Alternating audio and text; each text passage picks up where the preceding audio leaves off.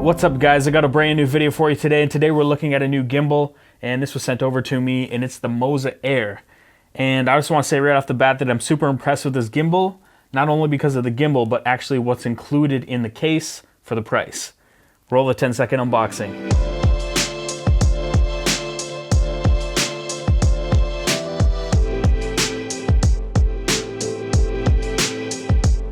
So this gimbal is pretty light. It comes in at around 2.4 pounds, and it can actually handle up to 7 pounds. And I don't know if that's with the firmware update, but there was a firmware update that kind of increased some of the capabilities of it.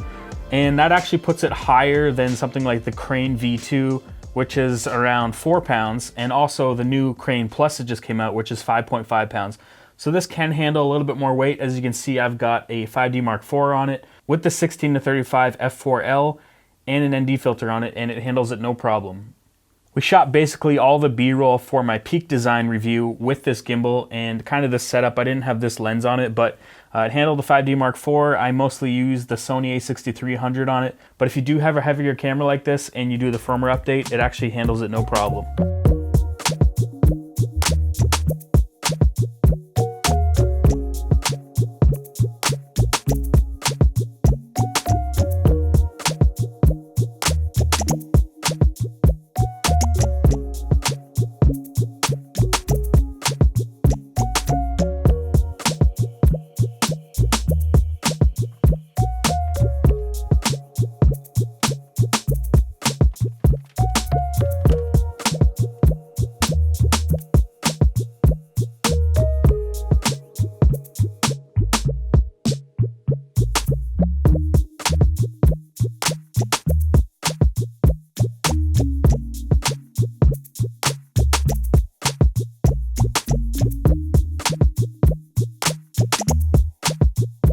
Now, as I mentioned before, it did have a firmware update, which now allows this thing to go into a follow roll mode, which is actually one of the big features of the new Crane Plus.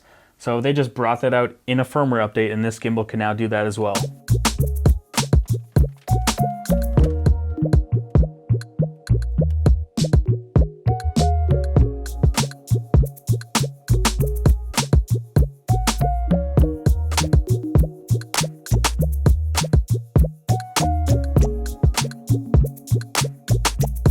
So they include a lot of extra stuff like the folding dual handlebar grip, which is really nice to have on something like this because sometimes you want to flip it around and use it in the inverted underslung mode and use the handles kind of like the Ronin M, but you can do that with this and it folds up in a tiny small case.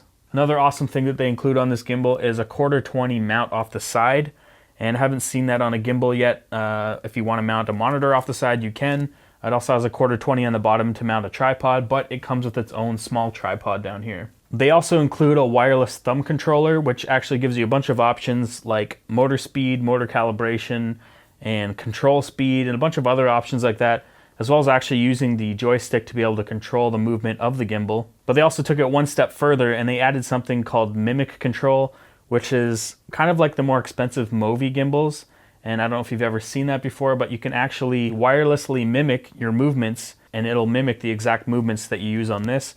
And I thought it was kind of cool because you could actually be away from it, set up on a tripod, and use something like the Canon app, which has very little latency, and actually use dual pixel autofocus or touch to autofocus, and use this Mimic Control, and you can do a lot of cool things with it.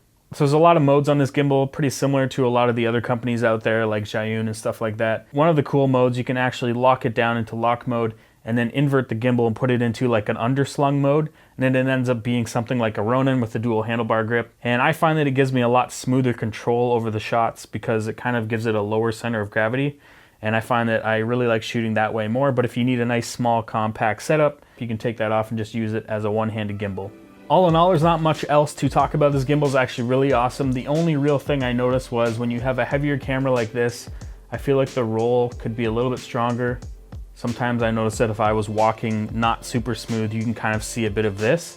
But if you do the ninja walk, it actually eliminates that. And I have the motors cranked to full power when I have this heavier camera on it, and I feel like they could have added a little bit more strength to it, but that could just be because I'm at the max payload that it's getting to. With a smaller, lighter camera like the a6300, I didn't really notice that. But the app is super easy to set up. It has a lot of options like motion time-lapse and things like that. I never really got a chance to use that. I'm kind of looking forward to trying that out later. but it does have that option. You also have the option of connecting a USB cable off the gimbal up to your camera, and then being able to hit record here on the grip. Like I said, it comes with a ton of extra stuff. It has awesome battery life. I think I got around 10 to 12 hours. The batteries aren't too big and they charge up pretty quick with the included charger. The motors are super quiet. I didn't really notice any sound in any of my shots, to be honest. Might even be quieter than the Crane 2. It's lightweight. I like the rubberized material they're using on all the handles. And right now the price is coming in at $5.99 US, so it's not insanely expensive. It handles a little bit more weight than something like the Crane Plus that just came out, and it's around the same value. But if you wanted a dual handlebar grip, you'd have to pay for that extra, and this comes with it. Anyway, if you're looking for a decent gimbal that's not that expensive, I'll put a link in the description. I can highly recommend it. I loved using it. It's built well, it's all metal. The motors are really powerful and it's pretty lightweight. And as you can see, it's handling a 5D Mark IV with a pretty big lens on it. And yeah, I'm curious to see what this company is gonna come out with in the future. I don't know if this is the first thing that they've come out with. And I think they knocked it out of the park. They did a really great job. And yeah, if you like this video, give it a thumbs up. If you dislike this video, give it thumbs down twice. I'll see you in the next one.